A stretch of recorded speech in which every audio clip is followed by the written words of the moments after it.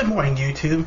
After seeing what has happened on the WWE pay-per-view event Payback that took place at the All-State Arena last night, I gotta say, there were two matches that are so epic that I gotta talk about those two first. And that's the main event. First off, it was John Cena versus Bray Wyatt. And as you already know, the Wyatt family always has Luke Harper, Eric Rowan. What John Cena has pulled one for the playbook. It actually brought the Uso brothers, Jimmy and Jay, to take out Rowan and Harper.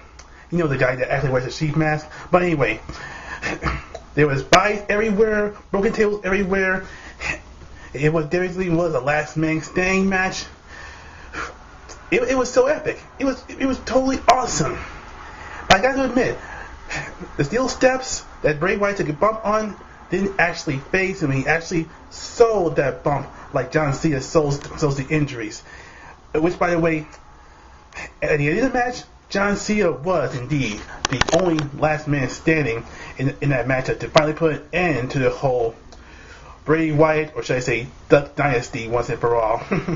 And next we have the final battle, if it is the last battle, The Shield versus Evolution.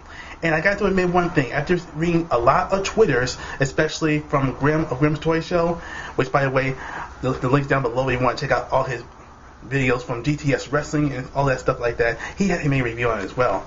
Anyway, Batista has on this blue wristband, blue tights, and not to mention blue leggings. As I posted on the Twitter earlier ago, he looks like kind of like a tattooed Smurf. That is, if he paint Batista blue. Except the only kind of color that Batista's gonna be seeing is green, because he's gonna be playing Drax the Destroyer.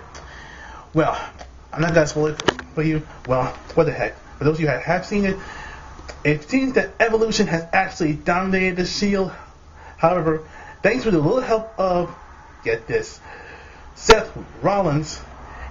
It looks like he did in Extreme Rules when he jumped off the balcony. He jumped off of the Titantron, knocked out all three members of Evolution, even though they're down and out. And the Shield has made a clean sweep. First he pinned Randy Orton. Okay, stress it. First he pinned Batista, then Randy Orton, and now only person left was Triple H. Even with the sledgehammer, it was Roman Reigns with the Superman punch and the spear. So the Shield has declared victory for their team. And now a few other things that actually happened at the pay-per-view event. During the pre-show, as you already know, Hornswoggle of the 3.5 MB lost to El Torito, and somebody got a haircut. Shaving their haircut 2 bits on Hornswoggle. He's been shaved bald. But look at the bright side, Hornswoggle. At least you look like a midget-sized Kurt Angle. Except he's in TNA. But anyway, this is the WWE Payback, and then now we go into a couple of title matches. This one is for the Intercontinental title, but first I'll start with the United States title, Sheamus versus Cesaro, when Paul Heyman actually told all the Chicago audience that CM Punk is in Chicago, alright, but he is in the United Center watching the Blackhawks game. And again, he always uses the usual phrase, "My client Brock Lesnar conquered the Undertaker's winning streak at WrestleMania." You kind of knew that. I kind of knew that was coming. However, Cesaro did give Sheamus the giant swing, because he is the king of swing.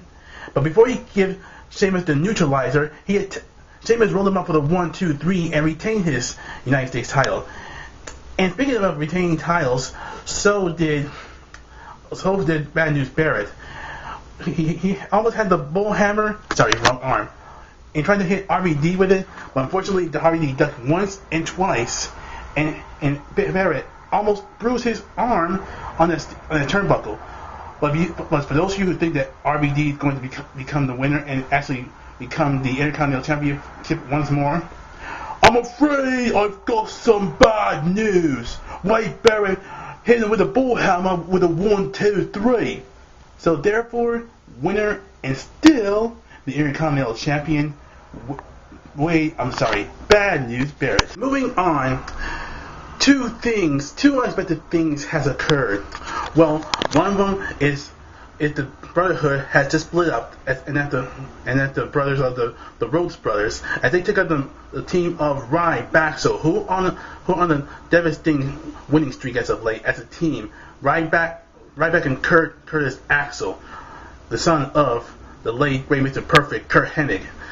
But anyway, Cody Rhodes tried to do the not crossroads, but the disaster kick not once but twice. But on the second time, Ryback caught Cody Rhodes and hit him with a shell shot, giving him the 1-2-3, earning him another win for Ryback.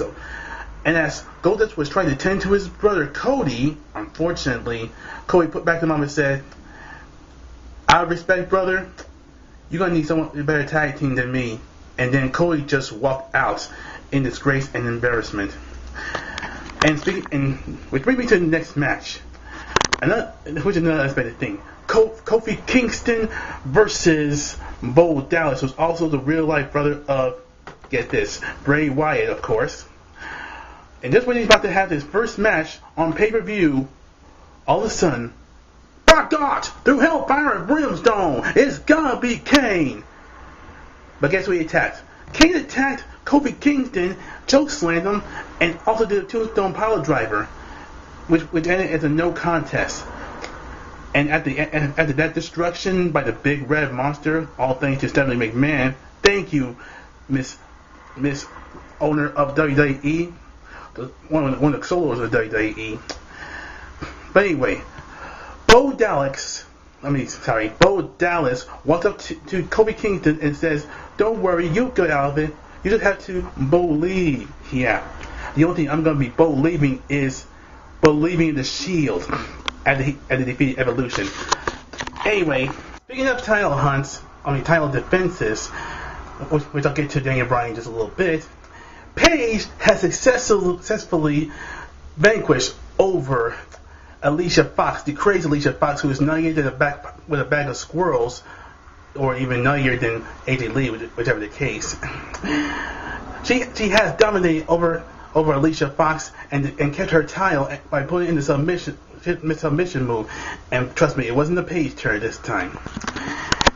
And now we go on to Daniel Bryan's title defense situation. The question is, did he relinquish the title? The answer was no. And I'll tell you why. Stephanie McMahon was so upset over the fact that Brie put her hands on one of the owners of the WWE, Stephanie McMahon. She says either Daniel Bryan relinquished the WWE World Heavyweight Championship, or Brie Bella, his wife, is going to get fired. But instead, Brie did one better. She pulled a 360 on Stephanie McMahon.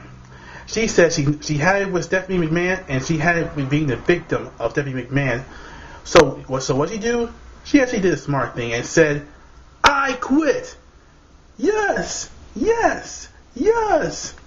But she did even better. After she said that, she slapped Stephanie McMahon right in the face. Because you know how she always slaps guys in the face every single time. Which now leads me to this one final match. I apologize that I didn't get a chance to do my prediction on this matchup. And this is the match between the United States and Russia. You know, we're getting at this right here. It was Rusev with the sexy, ravishing Russian Lana against Big E representing the United States. And just like I predicted, and that's what I thought, Rusev defeated Big E, who is the powerlifting champion, and him with the Cobra Clutch, the Camel Clutch, which he likes to call the Accolade. Even a guy like Rusev can make another powerful guy, such as Big E, tap out.